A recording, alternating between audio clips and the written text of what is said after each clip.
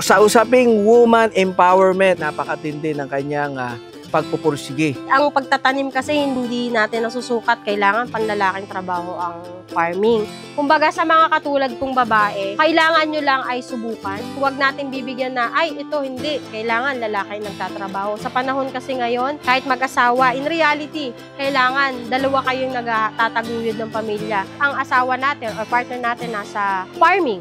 Kailangan aralin mo rin. So sa mga kababaihan, huwag nyong iisipin na hindi natin kaya. Andun pa rin yung lalaki sila, pero kailangan nating sabayan sila. Kaya yung mga babae dyan, kaya natin yan. Step forward, try, at least, kung hindi nyo feel, hindi para sa inyo, sinubukan nyo. Walang mawawala kung iyong susubukan.